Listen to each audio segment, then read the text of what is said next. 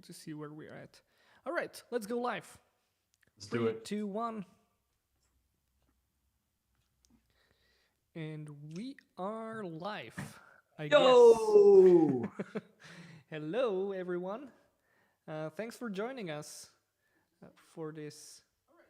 Oh, I have seen myself that we're going live. So we're officially live. I can see the feedback. So good. So yeah, congrats, Andy, on winning the the round. Congrats to both of us. It was a very good webinar. Congrats to Playwright. They made an excellent tool. I just happen to be a humble ambassador. Yeah, I mean, yeah, it was really fun. I really enjoyed it. As I said, I'm kind of sad Cypress didn't win because I just loved the developer experience of Cypress, and I'm really convinced like that's super important. And there were a couple of like surprising rounds that we had today. I think you put a little dot next to that. Let's maybe come back to those and start discussing those, and then we can jump to the questions. Sure. So which was the first one? There was one that was. So the first one was waiting. The waiting. Oh, okay. Where the codes were like really similar, and I think Cypress won that just by like a 0.5% or something like that. It was like 1% or 2% or something. It was like 48-52. Yep. That was a fun one because it could be like anyone's. Yeah, because like I'm looking at the code now from the slides. I don't know if you've got them handy, but yeah, it was like the code was almost identical between the two.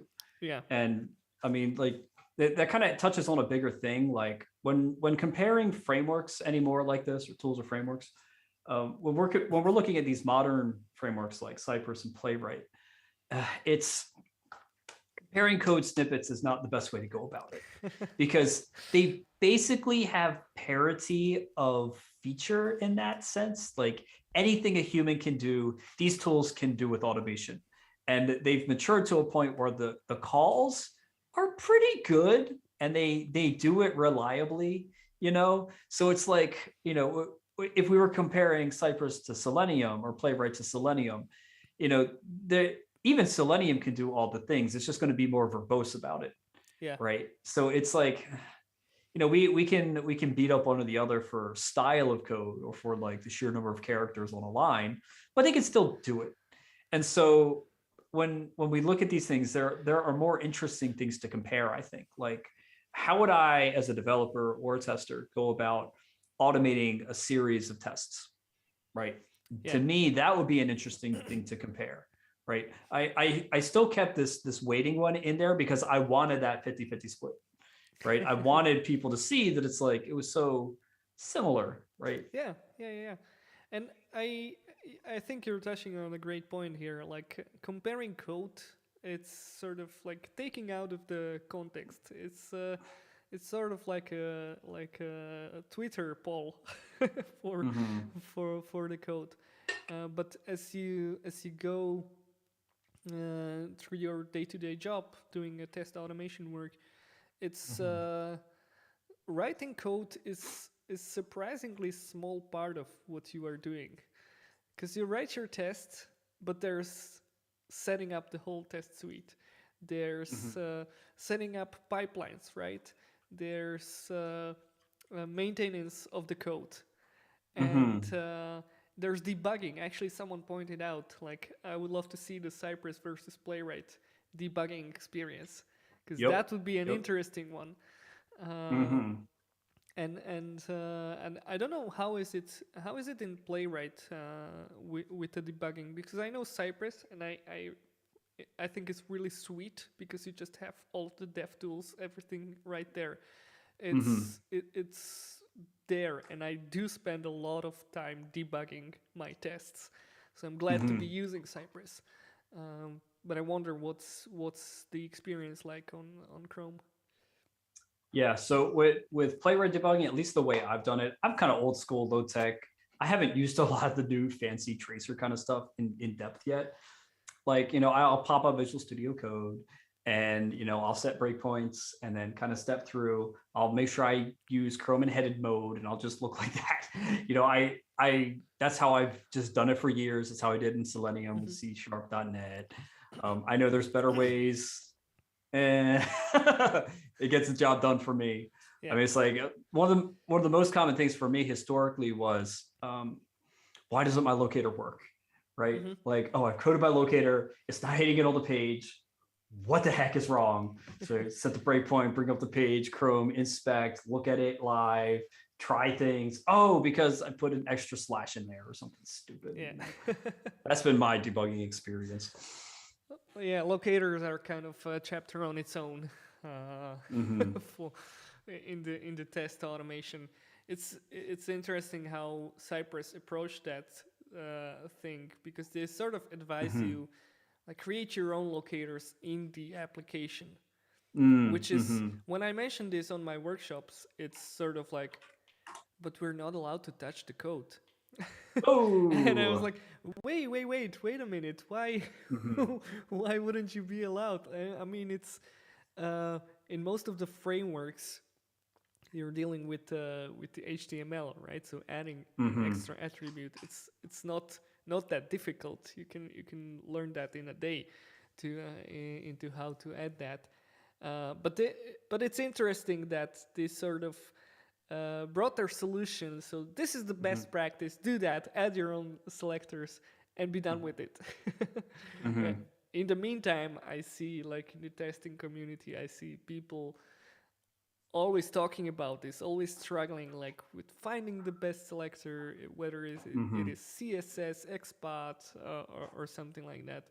So yeah, it's interesting how Cypress kind of skipped the problem, or just avoid talking about the problem. Yeah, it also goes down to who is facing that problem. Because if you are a front-end developer, you already have your hands on the front-end code, and you're using it in that workflow. It's like developer does the product code as well as the test code. And so for them, it really is no big deal to go in and be like, oh, let me just pop it in here, right? I would argue that most, like, more traditional testers and test automation engineers and software engineers and tests, they were more than capable of going in and adding, like, an like adding an ID or adding a data ID attribute. It's just they don't have the access to do that, right? Because in a larger team where you have testers separated from developers, there are unfortunately organizations that have a hostile separation where developers do not want testers to have paws on their code. Or I mean, there have been places I've been where it's like the testers don't even have access to the repos. They don't even have read access, right? It is completely separate. And there have been, like, and it's like, if anytime somebody asks, it's like Canadian geese hissing at you or something. They're like, what, really? But that's how it can be. Or even in an organization that is healthier, that has open access and even allows testers to submit pull requests and such. When your full job is, you know, write the test automation, right? And sprint by sprint, week by week, month by month, you have that stack of work that you've got to grind through.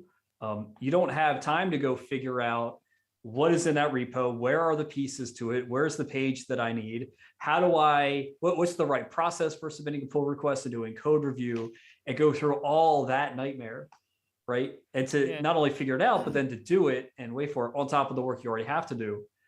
In the moment, it becomes, well, this is the way the page is.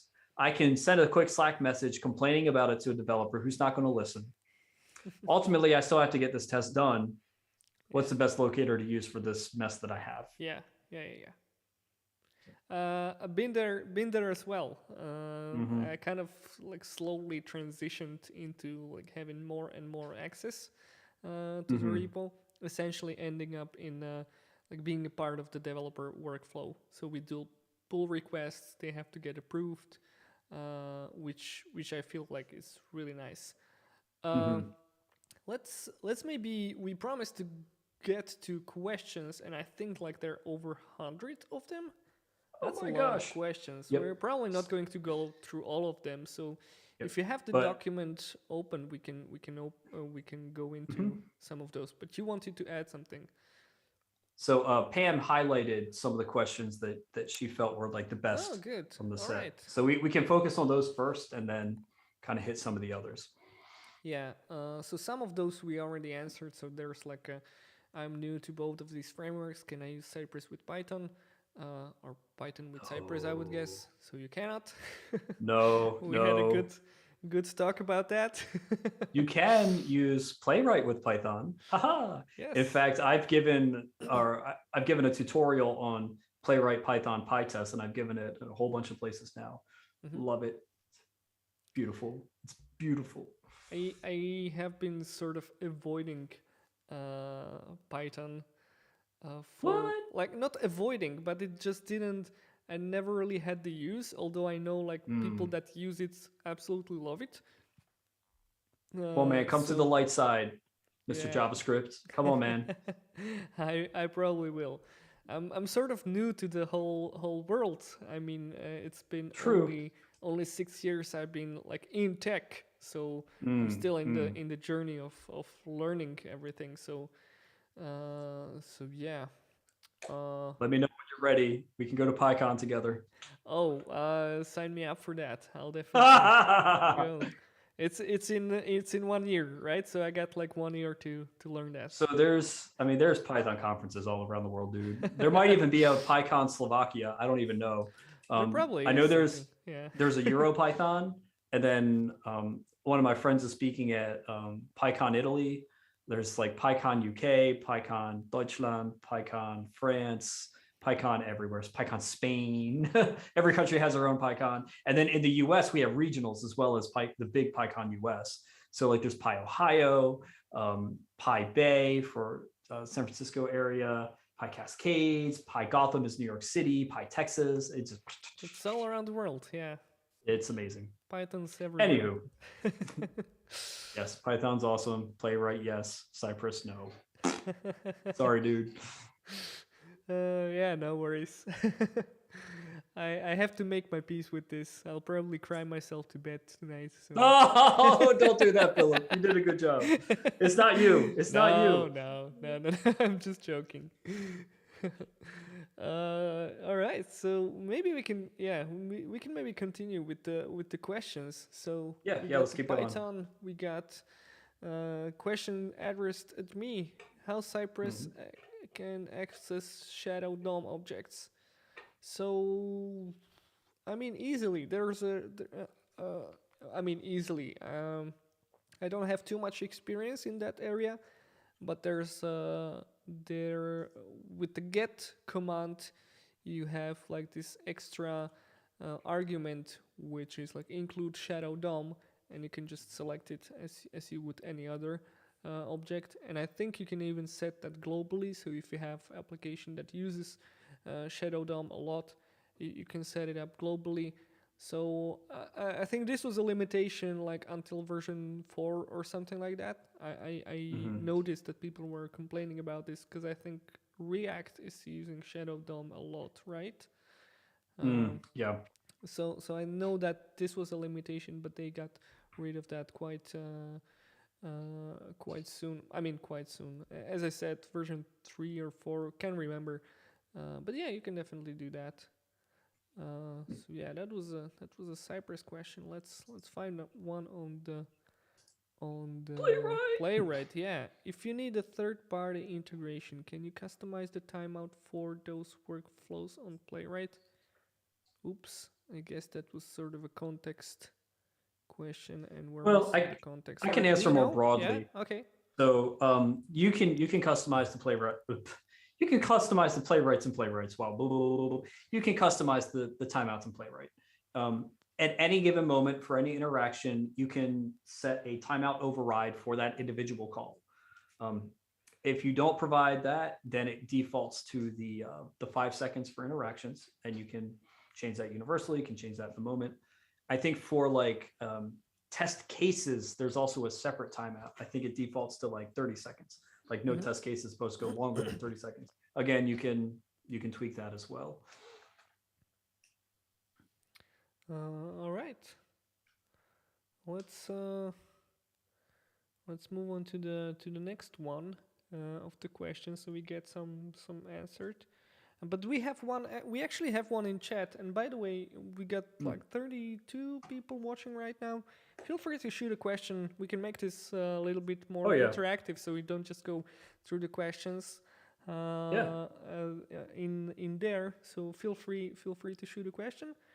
Also, let's jump into the one from the event. So I believe Cypress has limited debugging capabilities when interacting with and within iframes. How's the experience working with iframes with Playwright? The API seems clean otherwise.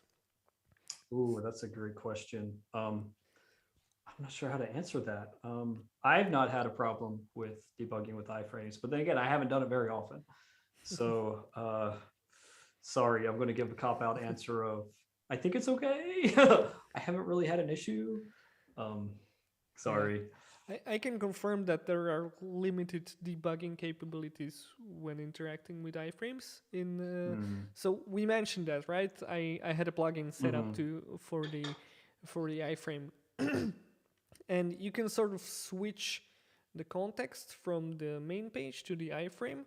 So that's what basically that iframe command did for you. Yeah, so you can switch.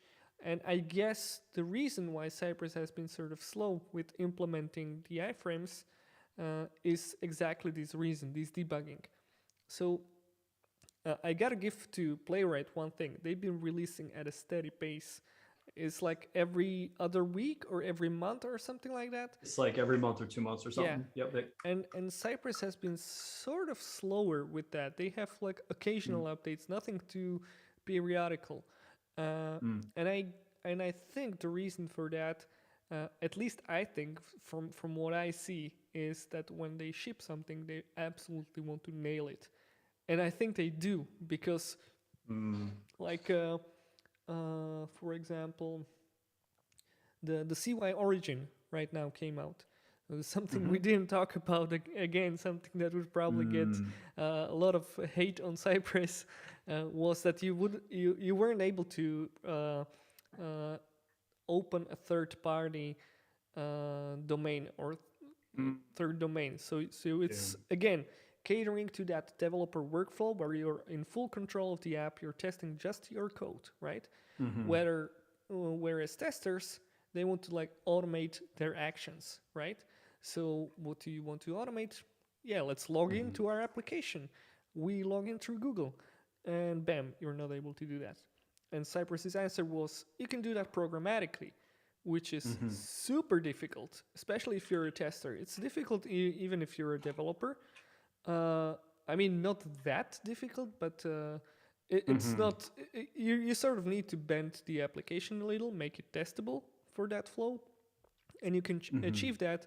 But yeah, you need to do things. Now with the CY Origin, they made it super easy, right? You just have a CY Origin, you wrap the whole thing in that command. And what they did, they sort of paired it up with their new session command. So with the session, you can sort of do a snapshot of the browser session and load it later in your test. So they've been really smart about this. Like, all right, if you have a Google login in your page, you obviously don't want to log in 100 times if you have 100 tests, right? Yeah. Because what's going to happen, you get a CAPTCHA, you get rate limited, or you get kicked off, something like that is going to happen. Instead, just log in once, we're going to cache that session, and then you can load it whenever you need it. So again, like it took a long time for them to release that, but you can really see that they're really thought deeply about what they're going to achieve and how they're going to achieve that. And I've seen that multiple times in the past. So I think the reason, coming back to the iframes, the reason why we don't have support for iframes in Cypress is because they haven't been able to, or the flow is not yet either figured out or not optimal, and they want to keep that debugging experience as high as it is now, because it's been great.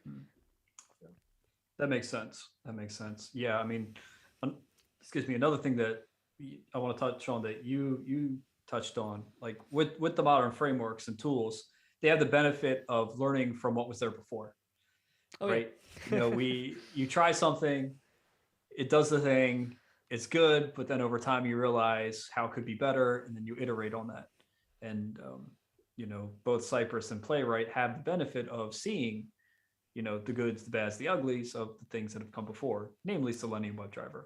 Yeah. So not to say that those older tools are bad, but rather there are lessons to be learned. And I think both Cypress and Playwright have picked up on many of the pain points that so many have experienced over the years. Things like difficult setup, things like traceability, things like speed, things like automatic waiting, avoiding the flakiness. I mean, stuff like that. That's the thing. Like, if you take at the timeline of when Selenium was created, and you look at the timeline of how web has changed, that has been like really, again, as you said, like Cypress has the advantage of seeing what has been done before, and has the advantage of like jumping on the thing rather late, right? So right now, still the web is changing a lot, right? But I would argue that things like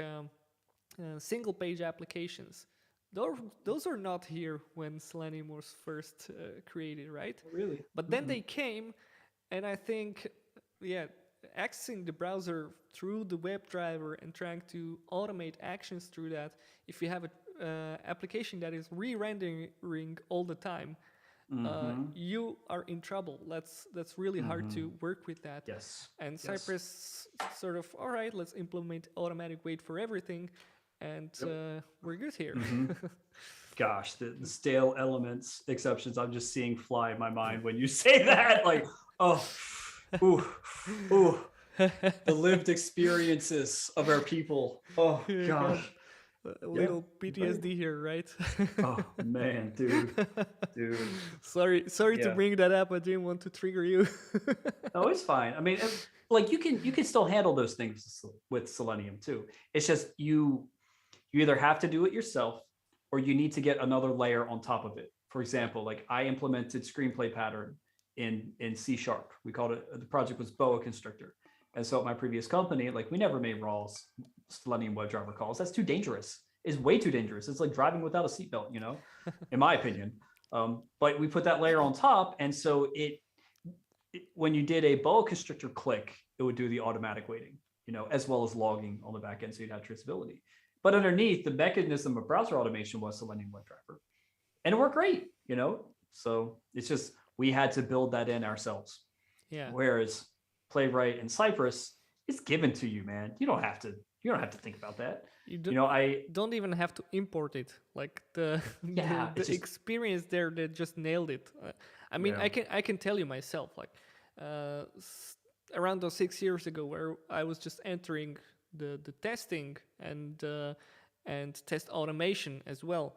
I worked with Selenium IDE. That was the first tool I have ever used for doing any kind of automation. By the way, it was great to like learn what's happening as you interact with the page. And kind of a side note here, there are many record and replay tools which get a lot of, I wouldn't say hate, but they're like, they're toys for children or something like that. They would probably get a reputation for that. Ooh, ouch, sick burn. Oh, sorry. I'm just telling what I heard. Okay. You're saying other people said these things. I was about to say, Philip, dang, dude, that's spicy. Ouch. Oh, sorry. No. Sorry. It's not you. It's somebody else. It's overheard. It's overheard. Yeah. Plus, take everything that I say. It's. I'm in Central Europe. We kind of we have different language here. English is my second language, you know, I have all of these excuses. No, you good, you good. But yeah, the record and replay tools are, in my opinion, they are great in if you're entering the test automation, you get to experience like what's actually happening when you're interacting, when you're clicking that page, when you go back, when you go forward, if you refresh. You learn about that there's an input element, and that's kind of different from what you see. So those things are really really great, and so yeah, I was using Selenium IDE, and I learned a lot from that. But then, as I had a couple of tests written, I didn't know what to do next with them. And just around that time, actually, Cypress people, the CEO Brian Mann, came to Bratislava. That was like they told me like that was like one of the first events they got to speak about Cypress, and it happened to be here in Bratislava in Slovakia. Very cool. So yeah, and what was I going to say? And yeah, so I got the invite version 0.18, something like that, and I opened it up, and it was like, oh, I need to code. So this is not like a record and replay tool. I need to actually write a code. But then again, something there we haven't really talked about, and they're nailing really. It's really great, the documentation they have. And like the scaffold of the project where you get these example files. So what did I do? I would just copy and paste and create my own test from that. Copy pasta for the win, right? So the experience was really easy. I would just go cy get, cy click, etc. That was amazing. So basically, you were learning programming with JavaScript through learning how to make Cypress calls, basically. Yes, and exactly. it was the easiness of the Cypress calls that is what led you then to become a bona fide JavaScript programmer. That's interesting. Yeah. Okay. That's it. Really brought me. My Cypress journey was actually my JavaScript journey as well. And I learned a lot. And then I decided to write my own application.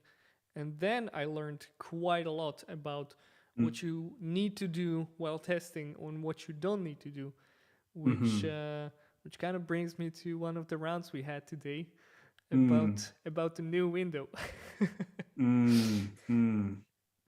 Dude, that's fascinating, because I can tell you from experience, like I've been to so many places, whether it's been my own companies and teams or even consulting, where there's an initiative where manual testers are going to have to start learning and picking up test automation, right? And it's a struggle for a lot of folks, because historically you didn't need programming skills to be a successful tester. But when big moves happen, and all of a sudden company exec says everybody's got to go down this new path, you've got people who all of a sudden have to pick up how to do programming, and it's really tough. And then you put them on a project that is something like Java with Selenium or C# with Selenium, and they have a fairly difficult language to pick up, right? And a fairly difficult tool to use, right? I mean, and I say difficult tool referring to Selenium because it's very low level, meaning you've got to do, like we said, a lot of the things explicitly. Like you have to put in your weights, you have to, pick up XPath and CSS selector. And you've got to do a lot of those fine-grained things. And these are people who have never done anything like this before, and I mean, like when for loops are new and you're trying to convince people like you need to make an explicit weight that passes in some sort of lambda expression of free checks all the time. That is so far beyond their current state, with the pressure of you gotta learn this in like 3 to 6 months and be perfect at it. What happens? You get pretty lousy test automation projects, and it's like, and it's not to say like people are not skilled or whatever. It's that it's a very, very tough situation in which to pull out success, right? And I feel bad for these folks, because I mean, I've worked with some of the best testers I could find, and it just they are exploratory oriented manual testers. They can snap their fingers and make these awesome system configurations. They know exactly where to poke and pry through a product. Yeah. But they don't know Java, or they're struggling to learn Java, and it's like. So when you say like, oh, this Cypress API is like so easy to learn, and I just kind of picked up programming through that kind of blows my mind. Yeah, but back to the point that you brought up, like when you try to force people or just transform all the tester to test automation engineers, you're kind of, I think that's really, it can be really harmful, because I don't think like everyone enjoys writing code. Everyone enjoys being technical and getting nitty gritty. That doesn't mean those people like cannot bring a great value to the team and to the testing.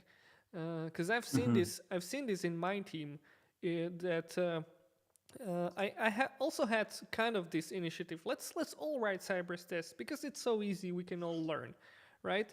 I realized that although it is easy, it's not that easy actually. When you like have a complex flow to test, that was like my first thing I realized. All right, so okay, it's easy, but that doesn't mean that everyone enjoys doing that, and everyone will find it easy, right? But then there's a lot of value that those people bring just through the exploratory testing, and some things are really, really hard to automate. And if you have a really, really hard scenario to automate, well, what you're going to do? Just going to test that manually, and those people are going to test the hell out of it and find bugs that you wouldn't even think of.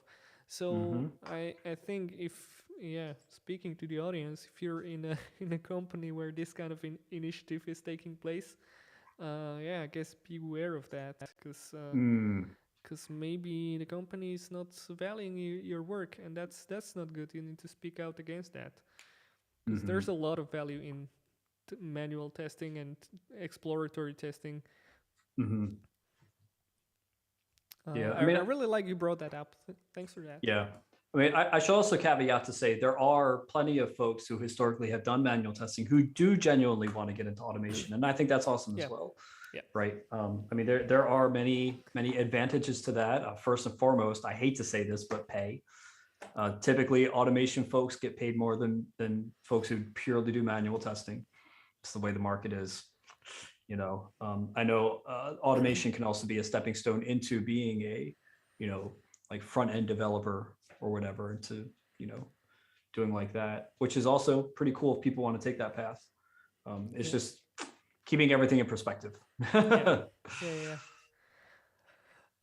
We get some people writing some questions in the chat, so I'm not sure if you have that opened. I don't, unfortunately. But we can jump. If you got it open, read them off, and read them off. There's a good one for Playwright. So is Playwright can be integrated with Lighthouse and accessibility? Oh.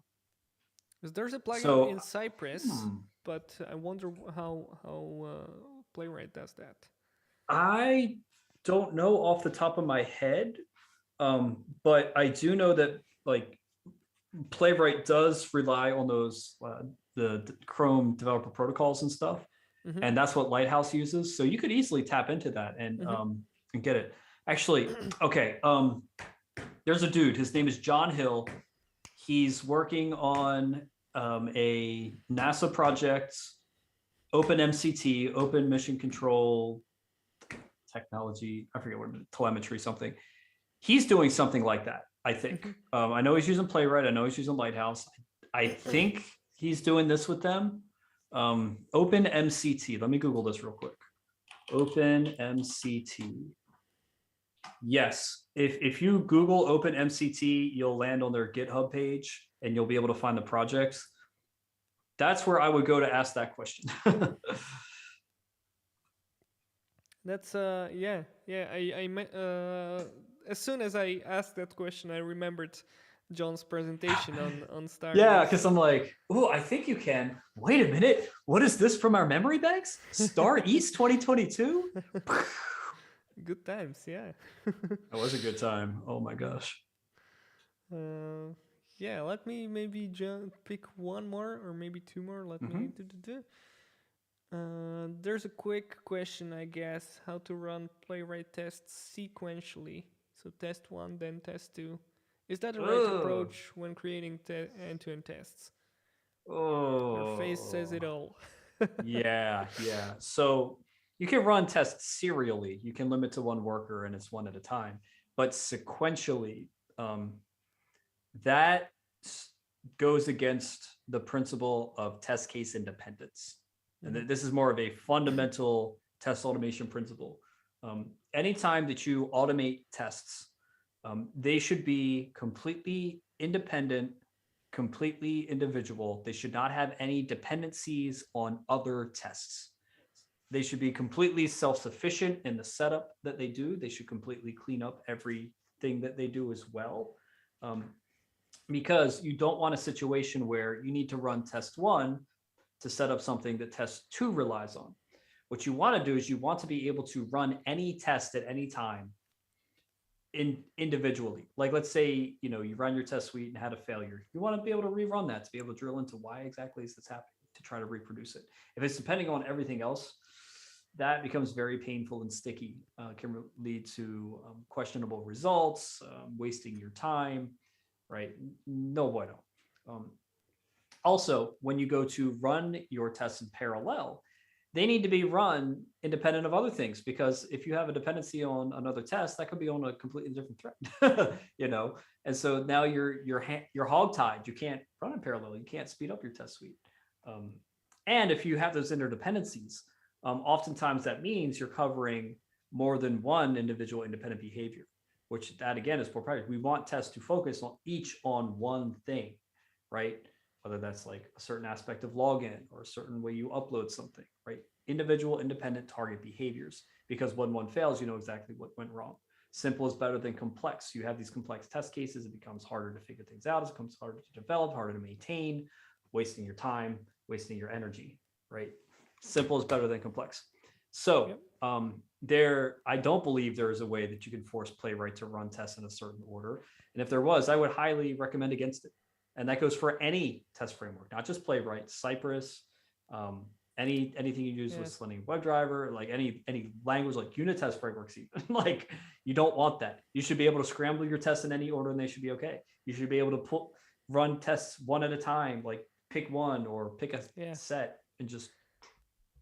Yeah, I agree with that with Cypress as well. I mean, you don't want to sort of create this domino effect for your tests when a first Correct. test fails and then all of the other tests Yeah. will fail. That's no good.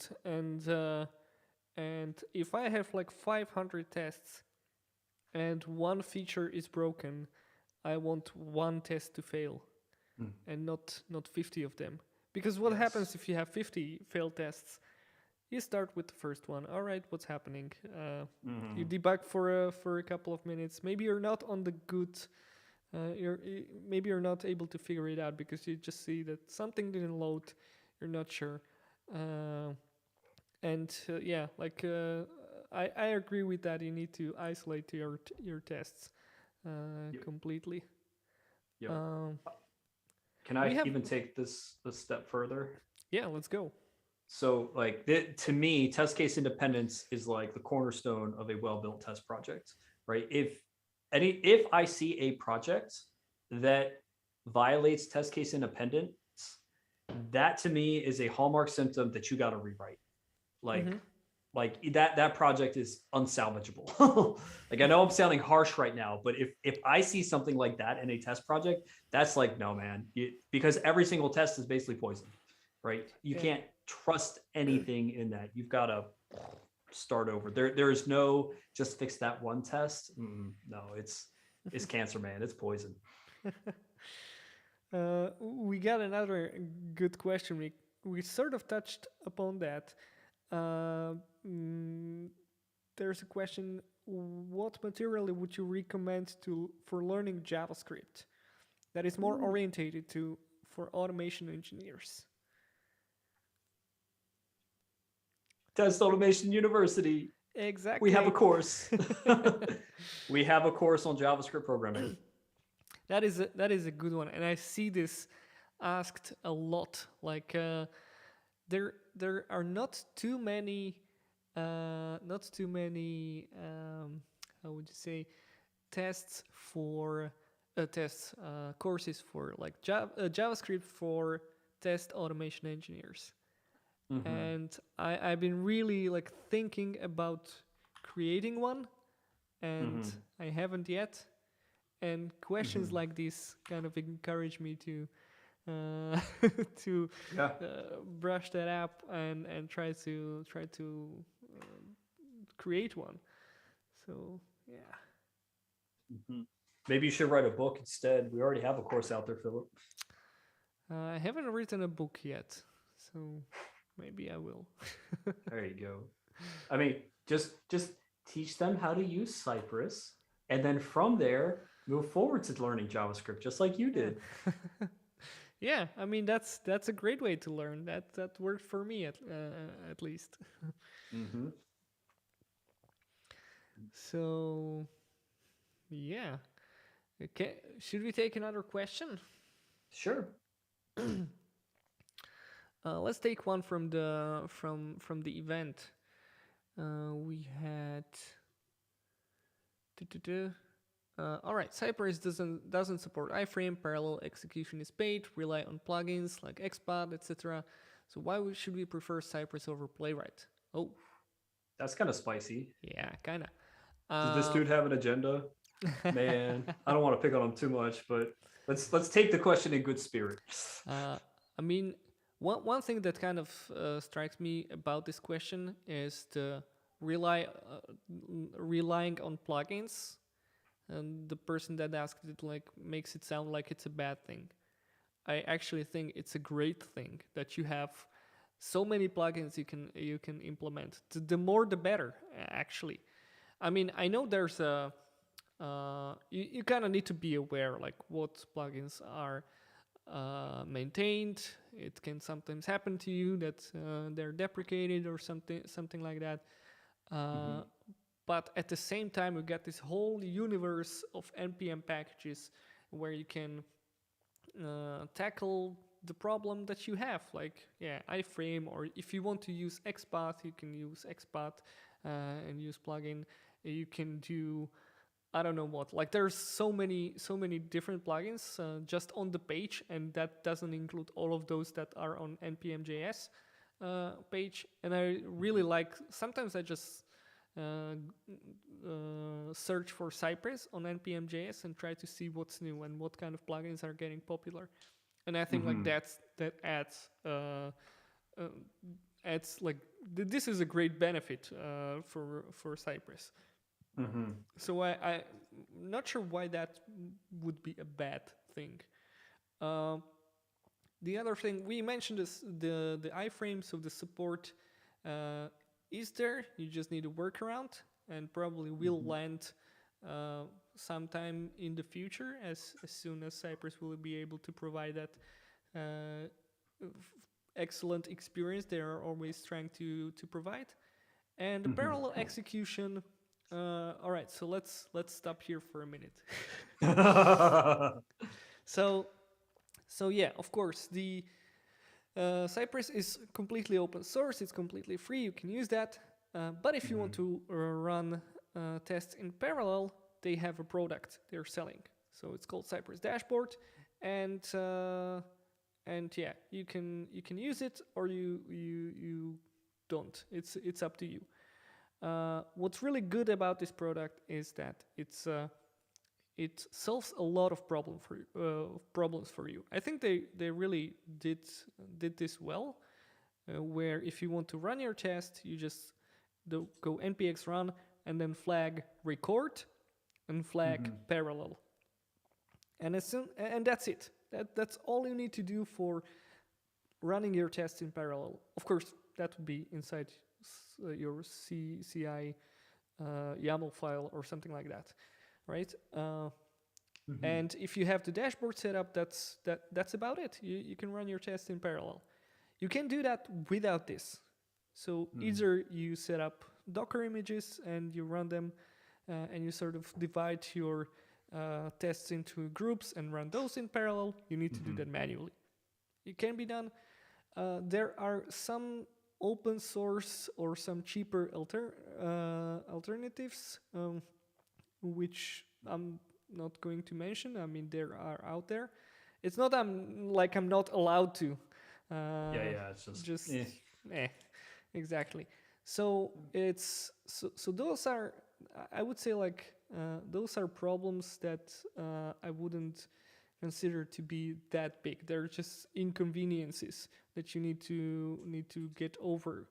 And if you do, then you get that great developer experience, which I mentioned a couple of times. So I think that might be the reason why you can choose Cypress over something like Playwright. But I mean, this is again, like, so many factors are coming into the decision of which tool you want to choose, that whenever I'm asked a question like this, it's always so this is my experience, right? But your experience may be totally different. So you maybe have a strict policy for plugins, for open source plugins. You don't want to add anything else. Everything has to be pre-approved or something like that. I mean, I've seen this happen, right? So yeah, plugins may be a problem. Iframe might be a problem because you have an iframe application and you don't want to use the plugin again. And parallel execution, you just don't want to spend extra money on another product, and maybe that product needs to be again approved by a legal team or something like that. A lot of pain goes into that. So if those were the problems you are facing, all right, I understand. You'll go for another tool. So yeah.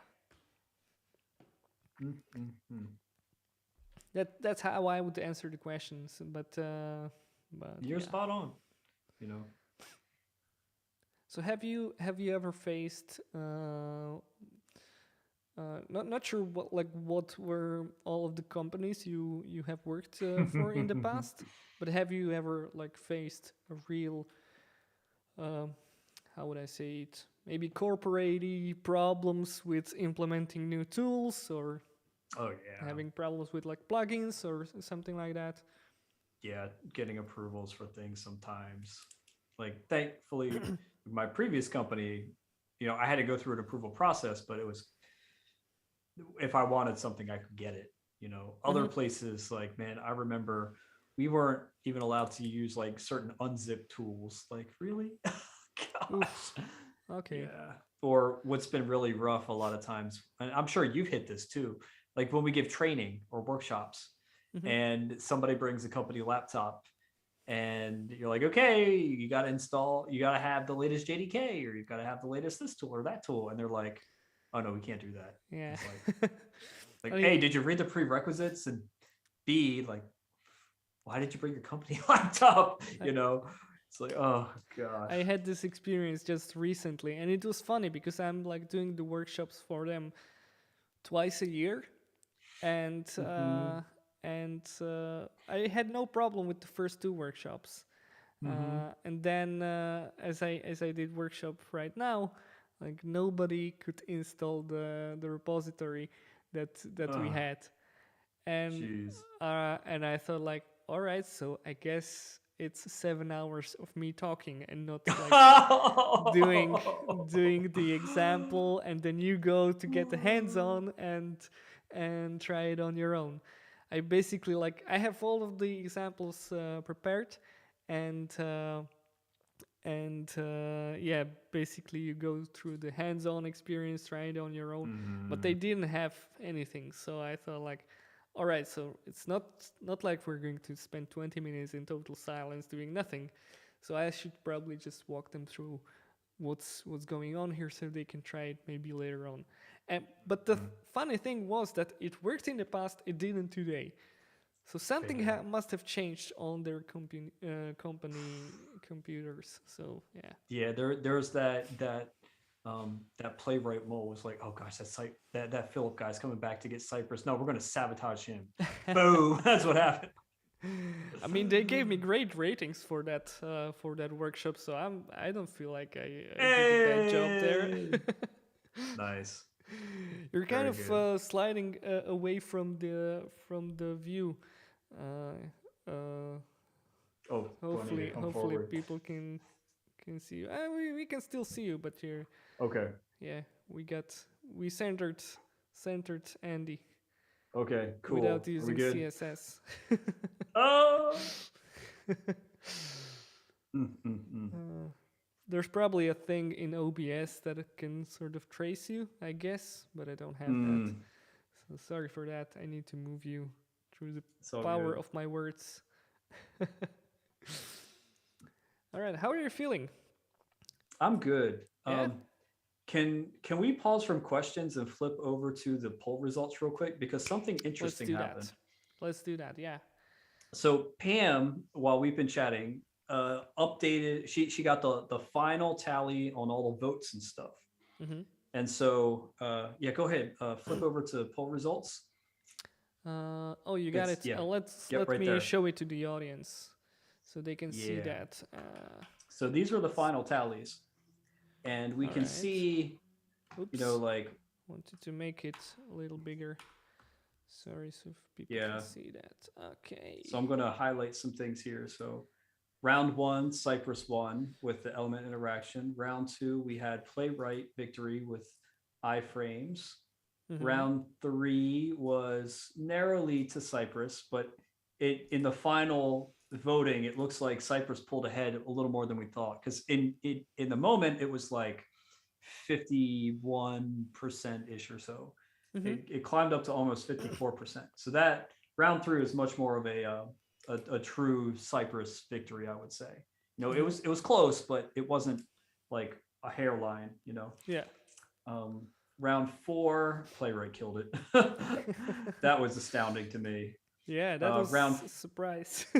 Yep. Round 5, again, Playwright, slam dunk. Round 6, Cypress, pretty handily. But then round 7, look what happened, dude. 50-50. The final tally, 284 votes, perfectly evenly split. Wow. All right. Perfectly evenly split. So this is a true draw. Neither side can claim that point. It was originally called for Playwright, but like in the moment because Playwright had just a little bit more. But that can't count in the final tally, the official final. Then 8, 9, and 10 were that was kind of cruel. But they were valid points, so it was fair. Yeah. So like the final tally would be, it was a 6-3 victory Playwright with 1 draw. It wasn't a 7-3. Interesting. Which is still respectable, you know. So yeah, like for comparison, the Selenium versus Playwright, I don't know if you saw that one. I haven't seen that one. I've seen the Cypress versus Selenium. So, okay, yeah. So Cypress versus Selenium was like a year ago. That was Angie representing Selenium, Colby Fayok representing Cypress. And it was Java Selenium versus JavaScript Cypress, which is kind of weird. But that one came out to an even draw, 5-5. And it wasn't staged. Like, that's literally how it came down. So then when we did Selenium versus Playwright, Angie did Selenium, Java. I did Playwright, but I did it in Java, so it was apples to apples. And that was an 8-2 Playwright. Ouch! Like that was a smackdown. That was, and that was also Angie's last webinar as an Apple Tools employee as well. That was right before she went to Block. And so now here today, 6-3 Playwright with a draw. So not as much of a smackdown as the Selenium versus Playwright. I mean, but still, I mean, it would be interesting to sort of um, if we had like not 10 rounds but like 50 rounds. Of course nobody would watch that, but sort of try to see what I think. Like the things we picked are probably like not all of them are like number one problems. So we're kind of picky with the different examples. I think it would be interesting to sort of do, for example, the internet app, and there's like a whole lot of different testing problems which you need to solve with either tool. In fact, when I have a friend in the Czech Republic, he does these different streams and interviews in the Czech and Slovak testing community, which was really nice. And we were sort of trying to plan an event like this just locally, Cypress versus WebDriver IO, because he's a big fan of WebDriver IO, and I can see why. I mean, it's really nice tool. And we didn't end up doing that, but what we were about to do was sort of not only like show the code side by side, but actually have like a race in terms of like who can write the test faster or solve the problem faster. So that was a whole another type of face-off. We didn't get to do that in the end, but I thought it might be really interesting. Yeah, that was one of the pieces of feedback we've gotten from the first two Let the Code Speak face-offs, that people wanted to see like live coding, like in real time, us doing it. Yeah. I don't think I could do that, man. That is too intense for me. But I would love that. Yeah. I would love that because I enjoy like doing live coding whenever I'm at a conference. I just go live coding. I sort of I like last, I don't know how many events I did. I hate doing slides. I don't like doing slides. I do 4 slides and then let's get to the demo.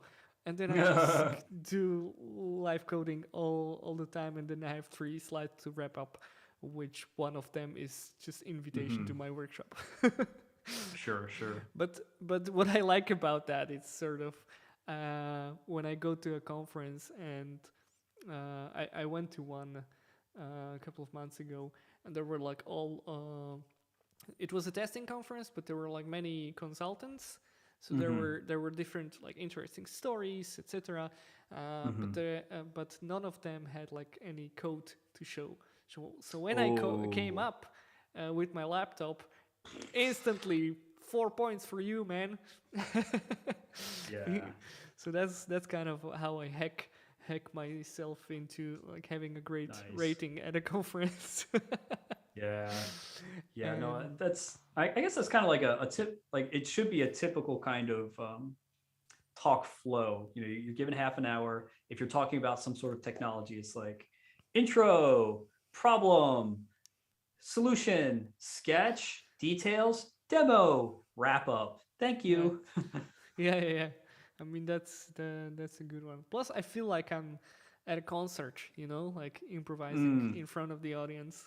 Oh yeah, there's that live. There's a performance aspect. Yes, right? yes, and I like that. I am in a band. Well, not currently. We sort of have like a company band, but I've been in bands before, and I realized like it took me quite a long time to realize that there's actually something similar between like speaking at a conference, doing live coding, and performing live with a guitar and try to like improvise a solo. Because I can see that. Do you play any instrument? No, No? man. Because like every song you would have, it would be in some scale, right? Like C major, G major, something like that. And what that means is you have 8 tones out of 12 in total. You have 8 tones, and the whole song is probably just using those 8 tones, like different harmonies, etc. So when you go and play a solo, especially when you play a guitar solo where you just play one note at a time, usually, like not too many, you sort of just like moving creatively on those 8 tones. That's the whole thing about improvisation. So you get like nice constraints of where you can or cannot move. Of course, those rules can be broken, and some of the greatest artists break those rules. And I really like this for the live coding as well, because you get some constraints. You get and especially with testing, you have a constraint of what you want to test, and the process of how you can get there, and what you explain during that journey is totally up to you, and you can improvise. And I really enjoy that. Nice. So the face-off next time. Yeah, so I don't know if we told you yet, but we've actually scheduled a rematch already. Yes. And I think like the first one is going to be hopefully you and me again, Playwright, Cypress. Oh, that would be lovely. I mean, I enjoyed today. It was really great. So I'm looking forward for a rematch. Hopefully, I'll get invited. I would love that. So the concept for the rematch will be a much different format. Instead of having like side-by-side code snippets, the concept is let's have a real website that we're trying to write tests for. Okay. And rather than go like round by round, can you do iframes? Can you do window navigation? But to actually have come with a project a test automation project that we would have certain kinds of tests, like almost like a real team would. And then to show, here's what the tests look like, here's how we run them, here's how we debug them, and go back and forth on those kinds of higher level developer experience oriented features. All right. So the each round would not be like do an alert, but it would be how do you solve this problem? I would say we might not even be doing rounds. Oh, okay. It may be more of like large scale demo. You show this, you show that, and have more of a dialogue back and forth to show this is what we're doing here, this is what we're doing there. Maybe then at the end have an evaluation where people vote on aspects like, you know, what do you think had the better traceability? What do you think had the better like overall coverage or ease of use or those kinds of things? Again, this is all pie in the sky right now. Like we know we're having a rematch. We haven't defined what the rules or the format is yet, but these are the things I'm thinking, because it's like we've done the head-to-head matchup, you know, bling, bing, ding, ding, ding, this versus that. It's like we saw with waiting. It's like, I mean, at the end of the day, it's the same stuff, you know, or like the page objects, a draw, 50-50, even split. It's just like, these are matters of like preference. Whereas like when we compare things like the traceability, that'll lead to some interesting comparison, right? Because how you do it in Cypress is going to be very different than how you do it in Playwright. Yeah. So, but yeah, that'll hopefully be what the rematch is about. That'll hopefully be sometime later this year. I think we've also talked about doing rematches for all of them, Cypress, Playwright, and Selenium, that there will be multiples. So, yeah. One thing I want to ask you, so it was today that I first heard that you're a Playwright ambassador. True. That's news, right? Yes, it is news. So that was a soft announce. I'm glad you picked up on that. All right. Playwright doesn't yet have like a full ambassadorship program like Cypress does. Little bit of a backstory on that. Playwright's developed by Microsoft. The team, I think, has about 6 or so engineers. Pavel Feldman is the lead of the project. I also know Max Schmidt, who lives in Berlin. He's like the lead Python guy. Andrei Lushnikov is also out there. I think he's like lead on. So I don't know exactly all the different roles and stuff. Mostly I talk with Pavel and Max. But they've been developing this since 2020. They were originally the Puppeteer team at Google. And then Microsoft obviously made them an offer they couldn't refuse. They went over to Microsoft, started the Playwright project. The Playwright project is under the same division in Microsoft that does a lot of the developer experience tooling and support. So the same folks who brought you TypeScript, the same folks who brought you VS Code, Mm-hmm. That's all that organization is the same as where the Playwright team is. So it's part of Microsoft's initiative of like, let's make development better. And up until now, they've primarily just been focused on like development, like let's build a tool, let's make it awesome. They have some really good docs to go with it, but they haven't done any DevRel, right? There's been no developer relations yet. They've had some of their guys go off and talk about things, but they kind of joked that I was like their secret agent developer advocate because I just happen to be talking about Playwright a lot because I love it now. I mean, the how I got into Playwright. Oh my gosh, that's a whole nother story. I won't go into that right now. But anyway, like, whereas like Cypress is a full company, right? And they don't have developer relations per name, but they have like developer experience engineers or something like that. Yes, that's what they have, but they don't have DevRel, and I think they should have. That's my opinion. Yeah, but then they also have an ambassador program. Like you're an official Cypress ambassador. Mavri Drake, I believe, as well. Yes. Aaron Kinsbrunner is also Cypress ambassador. Yeah, he just joined. Yeah. Yep. So there's lots of well-known Cypress ambassadors, and so Playwright, like I think just a week or two ago, they actually hired their first developer advocate, Debbie O'Brien. She came from GitHub, I believe, and so she's going to be doing dev advocacy for the Playwright team. And they're also going to start up a Playwright ambassador program as part of her developer advocacy. And so I'm number one in line, man. I've already talked to them. They're like, Andy, yes, you will be number one Playwright ambassador. You can start using the title. They even said you could be the official Playwright panda. I'm like, sold. So like, I showed the sticker that I had earlier. Like when I went to Start East and then PyCon back to back about a month ago, because yes, you were there. Yeah, I got a couple of those too. Yep, I gave a Playwright in Python workshop at both of those conferences. And so Pavel was like, oh, cool, here, let me send you some stickers. And so I have the official Playwright stickers. They sent these to me. These came straight from the source. So yeah, I am a Playwright ambassador now before they even have a full-fledged program. So nice. Congrats on that. Thank you. I'm not sure that Cypress would welcome me as an ambassador after today, though. Not sure. I said some good things. I played nice in the sandbox. You did. But yeah, I'm not really sure how strict they are in terms of like the joining of the ambassador program. But they're growing now. The whole ambassador crew. Okay. So yeah, maybe I should sign up. Yeah, try to send you the link. Oh man, I'd be interested to see what they would say. To be honest, be like, no, you can't do that.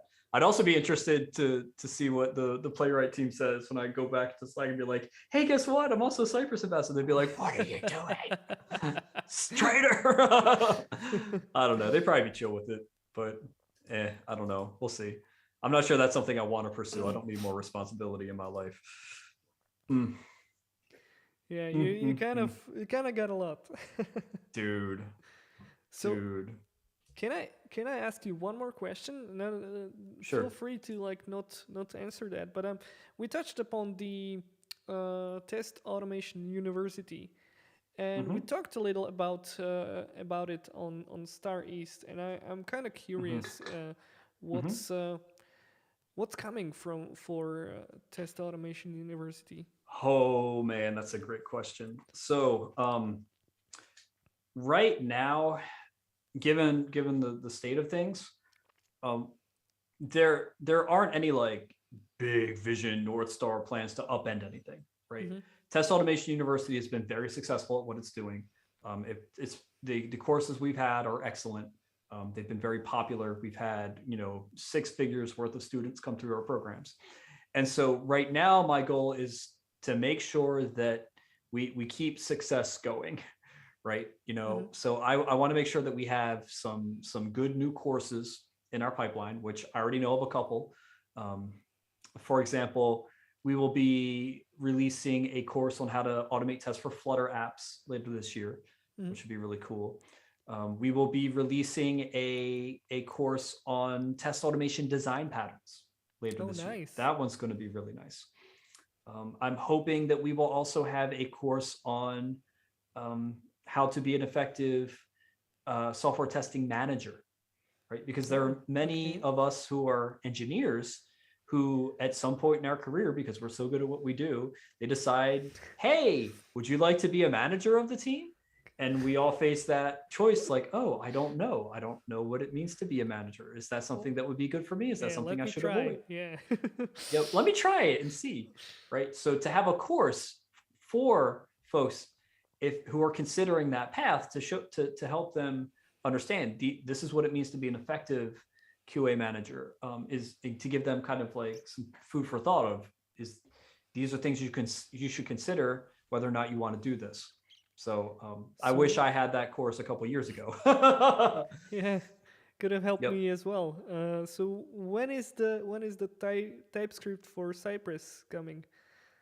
TypeScript for Cypress. Oh gosh. Yeah. I don't know.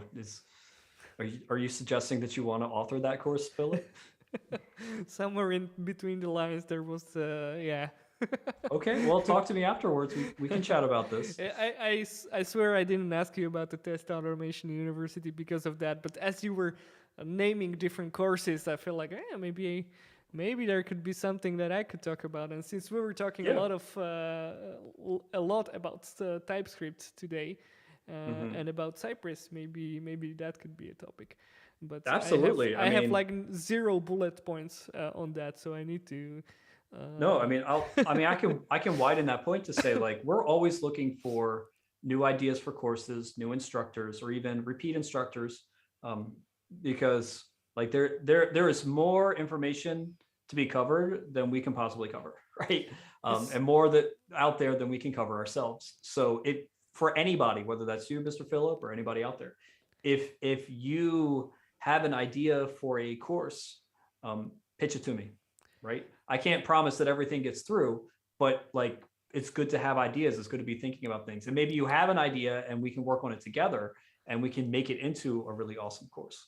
I like. So that pitch it to me.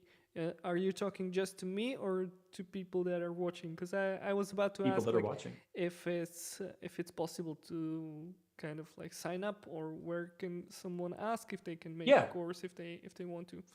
Just directly to you, right? Yeah, I would say come to me. You can go to automationpanda.com/contact, reach out to me directly that way. You can go into TAU Slack, message me that way. I would say if you have an idea for a course, that should be something that you send to me privately, not like blast publicly. Be like on Twitter, @AutomationPanda, @TAU, I have an idea. That's probably not the best way to go about that. But I mean, yeah, I'm always open. In fact, right before today's webinar, I had someone connect with me on LinkedIn and be like, hey, Andy, I love TAU. I have this idea for an exploratory testing course. And I'm like, okay, let's chat. I'm interested to see what people have, what people ideas are brewing. I mean, like I have wanted that.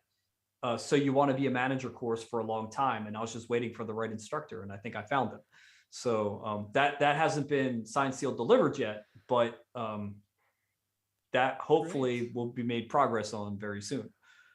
Or like another course that I want a C# programming for test automation course, because we have one for Java, for JavaScript, and for Python, but we don't have one for C#. Mm-hmm. So that's a call to action right there. Like, and can I plug one more thing while we're on this topic as well? Look how well that question went. Like, I'm so glad you're talking about all this. So hopefully people watching can, Definitely. So I will say developing a TAU course is an enormous amount of work. I mean, I have developed 4 of them myself. I developed them before I joined Applitools. Philip, I think you've got 1 or 2 of them. I got 1. You got 1, the advanced Cypress, right? Yes. Yep. Yes. And so you can attest to the workload of single courses. I mean, it's a lot of work. It's definitely more than one thinks when he or she is starting. Mm-hmm. Like, it's always much more than you expect. Yeah. But being in a community of people that are creating courses, it's great. so you can kind of get the tips. There's a whole like a playbook of what you want to do when you are creating that course. A lot of advice there, so you're like not alone in that experience when you're creating for Test Automation University. So that's absolutely great. Yeah, I look back and I wonder how Angie convinced me to do it 4 times. So I'm like, I did all that? Holy crap. So anyway, that wasn't the point I wanted to make. What I did want to say was like, given that developing a TAU course is a lot of work, if you out there, whoever you are listening, feel like you still have something to share, something of new value worth saying in the testing and automation space, Apple Tools is always looking for blog authors, right? We procure content for almost any topic around testing. We tend to favor, of course, things around UI testing, visual testing, that sort of thing. But I mean, from time to time, we do have just general thought leadership kind of topics as well. Like if you're an expert in contract testing with Pact, I think we had an article or 2 on that. Or like, so you want to start, or you want to switch careers into becoming a software tester. I think we just had an article on that from Nicola Lindgren. So we would love to solicit your ideas for articles like that and publish them in the Apple Tools blog. That's another avenue. By the way, I would add to that, like the thing about like publishing your knowledge, creating a blog, creating a course, it's a great way to learn. Like as I mentioned, I'm 6 years in the tech, and for a big part of that journey, I try to like. There's a whole concept learning in public, which is kind of scary. But what I often try to say, if you are new at this, like writing as you go, as you learn new stuff, is a great way to understand it better. Because if you want to like write about it, you need to really, really understand it. But at the same time, you don't have to be like a top level expert at everything. There's a lot of things you wouldn't know, and top experts at certain fields don't know everything.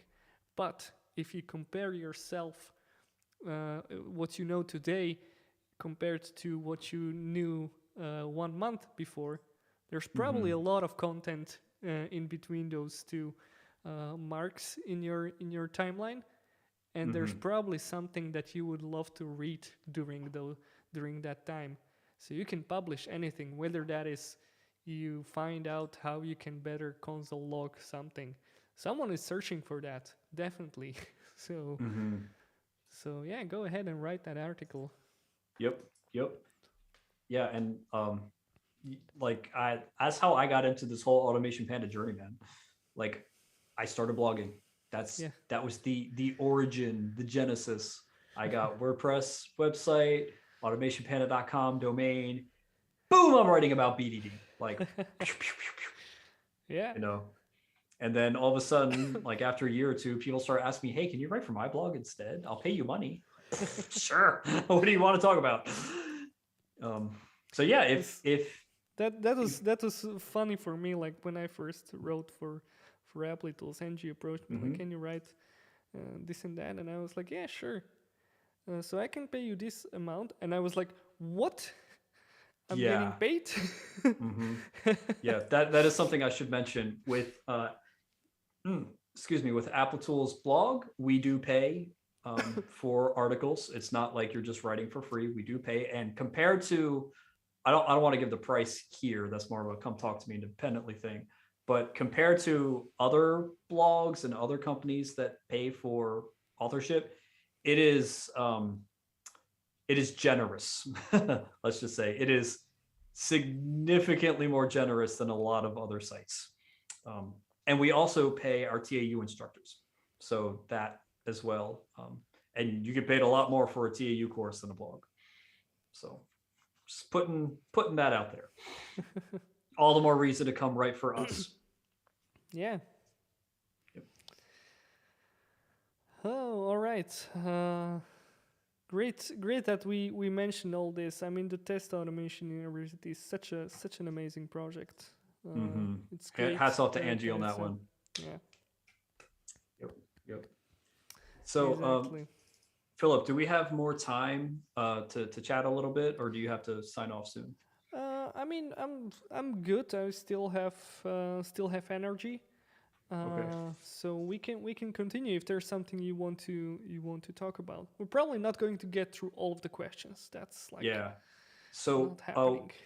One thing before we go back to questions, another thing I want to kind of bring up, if we could go to the takeaways tab, it looks like Pam populated a lot of takeaway things that people said about the webinar. I think it could be nice to just kind of share. Yeah, let's show that. Holistically, like, hey, what did people feel like they learned from today? So just going down this list, top to bottom, we can just read some of these off. So a lot of people like Playwright and a lot of people like Cypress. True. Yep. Beyond the features, I prefer simplicity in my test automation code. And Playwright is definitely the better choice for that. Interesting. I thought that was going to say Cypress when I read that. Too, I was like, but okay. So some people thought Playwright was simpler. Interesting. Both Cypress and Playwright have advantages and disadvantages. Choosing one tool or another depends on needs and skills. Thank you. Awesome. Let's see here. Again, has pros and cons. Philip with a PH. Cypress has nice, concise syntax, but Playwright brings heft and is smoking fast. Okay. I guess you could say that, a very, very high level. Oh, this one's mean. Playwright only looks nice. No, I'm going to disagree with that. Playwright, or Cypress only looks nice. Cypress is nice. Come on, people. That's another thing. Like in tech, everybody has raging opinions, right? Yeah. Like some people are more brutal than others. Some people are spicier. I like to play nice in the sandbox. I don't want to. I don't mind actually. Like I don't take it personally, but I understand. Like being cautious about like choosing your words. It's definitely an important thing. But because like it. Yeah, go ahead. Sorry. I was going to say, like, for anyone who's worked on a significant project, to have somebody come along and say it sucks, it's like, really? Really? Yeah. Like, we can talk about pros and cons and advantages and disadvantages, but at the end of the day, I mean, like, all these tools, Cypress, Selenium, Playwright, Puppeteer, whatever, like, they're all good tools, right? And they all have their purposes and the things that they do better than the rest, right? So. Yeah, I mean, I'm there's a thing. So it was mentioned I do have a psychology background, so I did study like human behavior and human motivation and why people say the things they say and why people do the things they do. So and there was a nice little saying about psychology. Like, you know too much psychology if you just cannot get mad at anyone for anything because you understand the reason for why they're doing that that thing. So I think, like, all right, you want to be salty about that? That's I guess that says something more about you than about about the thing you're bashing. I mean, yeah, that was a burn. That was not nice for me, but no, you're speaking truth. It's not. I think there's a lot of things that happen in real life and on internet, and there's a lot of things that are being said on the internet, and if you let those things to go under your skin, you're going to have a hard time. So practicing a little bit of resilience, it's definitely some. It's a really a thing that you need nowadays, I feel like. That's wisdom. Because you're gonna hear a lot of bad stuff in your life, and obviously I'm not like it's how I don't want to like say like get over it and move on. That's not the sentiment that I'm trying to give out there. because Yeah. it's not like you can get over everything, and we have different lives, different life situations, etc. But yeah, having a little bit of resilience helps a lot. Amen. So yeah, and practicing on small things like this, it's a good practice. I'm not going to take that personally. Sure. Well, shall we continue with some of the other Yeah, sorry, I takeaways? kind of sidetracked with that. The reason we're going through these is to get off on those sidetracks. Yeah. So here, Declan, Pam highlighted this one for us. Cypress really likes chaining syntax. Playwright is more suited to declaring objects and interacting. Yeah. The chaining syntax is something that I see people struggle with, because I struggled with this as well. This was one of the harder things to learn about Cypress, and the logic is sort of clear, right? You write your test, you start at point A, you get to point B. And so the chain kind of makes sense, because in Cypress, each command will pass on information to the next command. So you can sort of like provide context to the other. And it sort of flows from top to bottom. And there, even if you have like requests, they're not going to run in parallel. The first request will wait for the response, then the next command will do a request, etc., etc. So I think it really, really makes sense. But there's of course the huge issue open on GitHub. It has like many people talking about that, like the await syntax. Why isn't that supported? Which would make one thing easier, and that is handling variables. So if you want to get a response from a server, and there's some data generated in the from the server, and you want to use that data, with chaining syntax, you kind of need to make it somehow the part of the chain. If you don't, you're running into problems. So yeah, because this is like, to me, this is something that I feel very conflicted about, because I see with the chaining that it ultimately is more concise, right? Because you're using fewer characters on the page. It just flows one after the other. Yeah. But when it comes to the like the debugging of it, right? Do you find it to be more difficult to debug a call chain like that versus cy dot this, cy dot that, cy dot the other thing? No, the debugging is not a problem, because one thing that Cypress also does really well is when you click on a command on the timeline. So when you have the timeline going on, and when you click on it, it actually prints out all of the details of that command into the console. So you can, so inside the console, you not only see like the name of the command and what it was passed, but also what it had returned. So for example, if you have a type command and you typed text, then you would have like all of the events that were triggered, all of the key press events that were triggered using that command. So you get a great detail. And one thing that's it's sort of, I think that's kind of the answer to the whole page objects abstraction and everything problem, is the custom commands. So what you can do, you can sort of expand your Cypress library with your own custom commands. And inside those, you can have your own logic, you can generate data, and you can even when you have a thing where you would need some kind of data and you need to handle that, if you wrap that in the custom command, you're going to have a much easier time with that. Because if you wrap that in the command, you sort of get the whole logic inside the chain. So it's already in your chain if it's wrapped inside the custom command.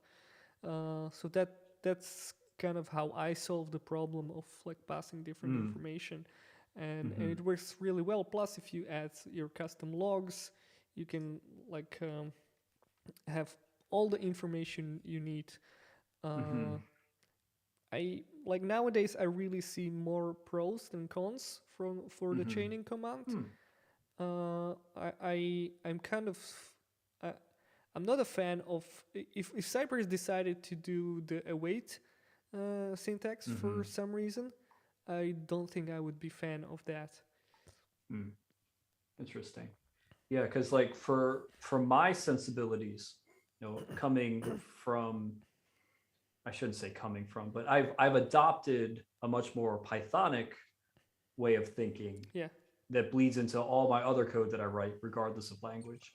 And it is very Pythonic to do things like one thing per statement, like this variable equals this variable equals that.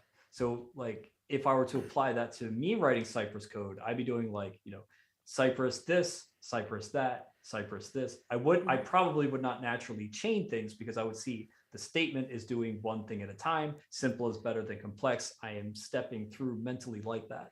And that's you probably saw that a lot even in my Playwright example code, where it's like I got the iframe, and then from the iframe I got the locator for the object, and then for the locator object, that's when I did the assertion, like 1, 2, 3 lines, statement by statement.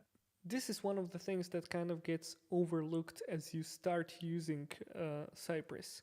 Because obviously many people come from the context of using different tools, and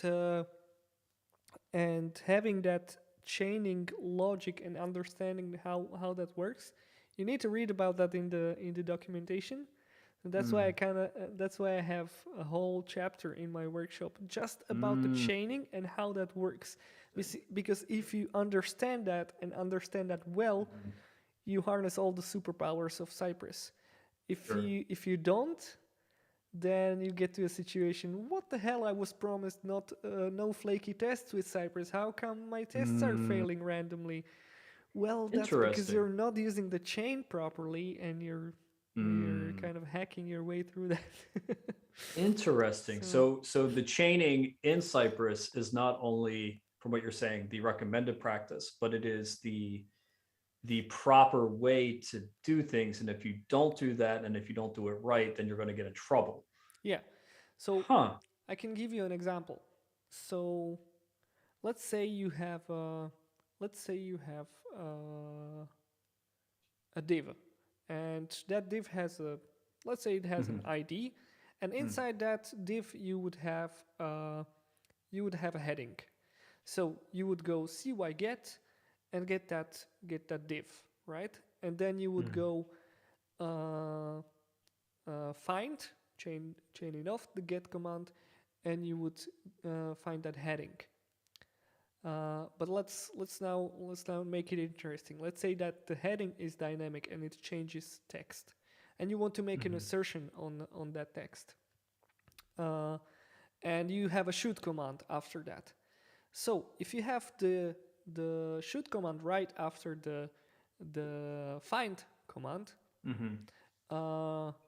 and the text at the moment of the execution of the shoot command is not the one we want, it's going to retry, and it's going to requery that heading element.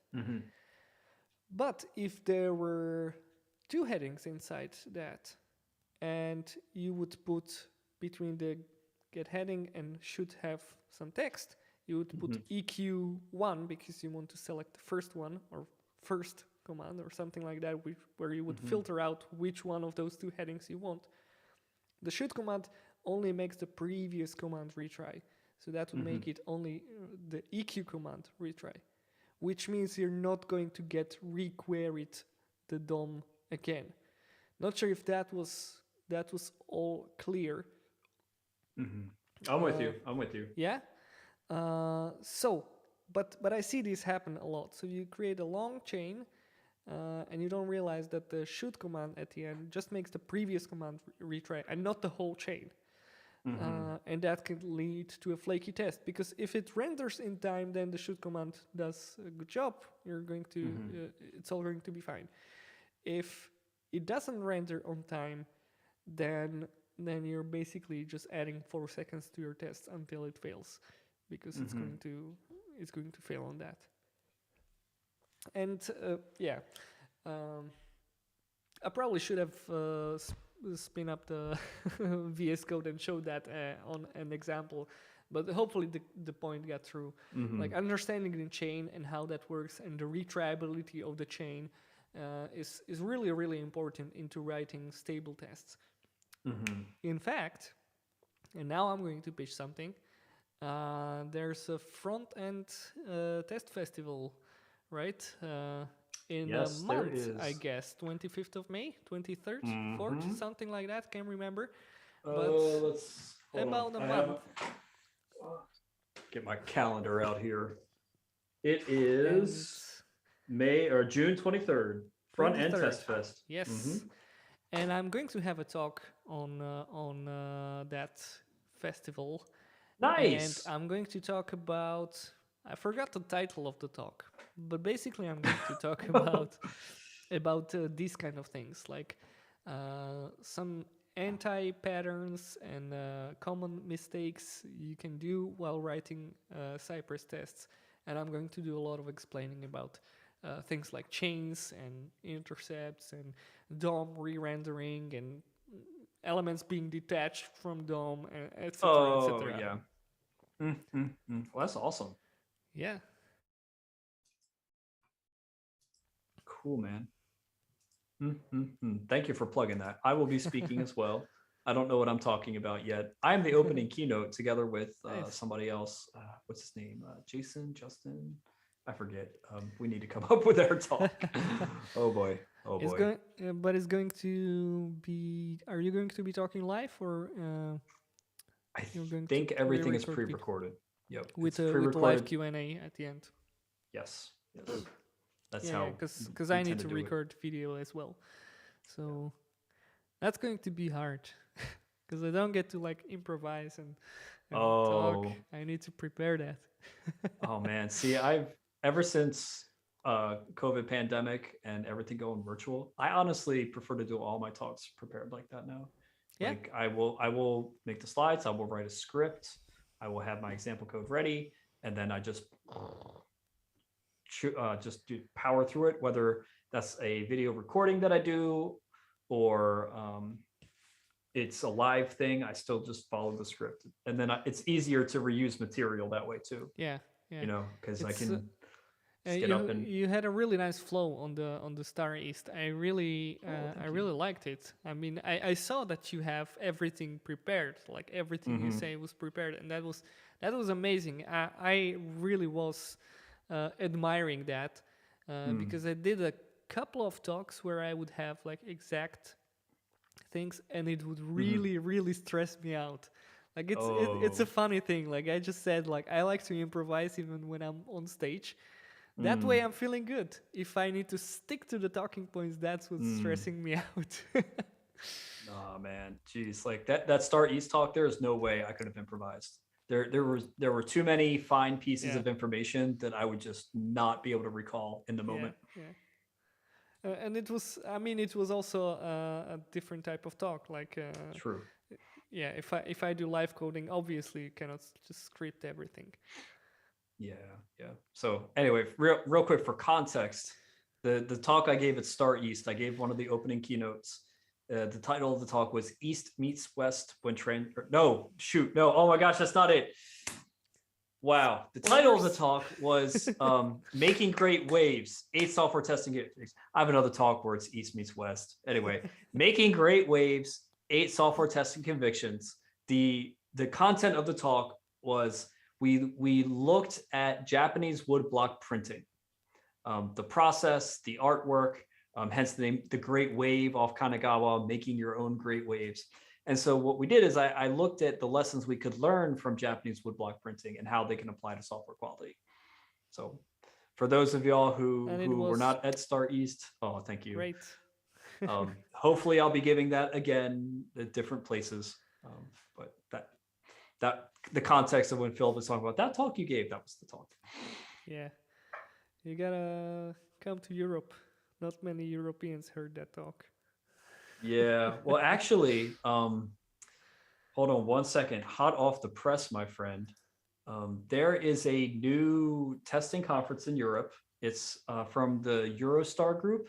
They're starting a conference called Automation Star. Mhm. And so their first Automation Star conference will be the 17th and 18th of October. It'll be in Munich, Germany, and I will be one of the speakers. All right. So I will be there. And I believe I'm giving the 8 software testing convictions talk.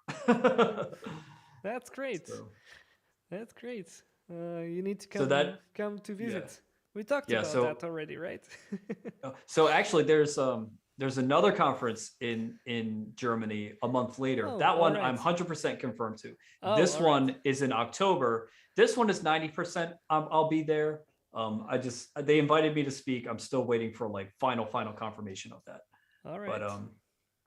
yep, Well, all I right. was told. So make sure to stop by. I mean, it's not close, Munich and the Senate's where I live. But if you plan the trip with a stop in Bratislava, that would be awesome. We can hang out. Absolutely. So one thing I'm planning to do either at this trip in October or the other one in November, I am going to try to make my way over to Vienna because it's, you can either take the train down from Potsdam or Yeah. over from Munich.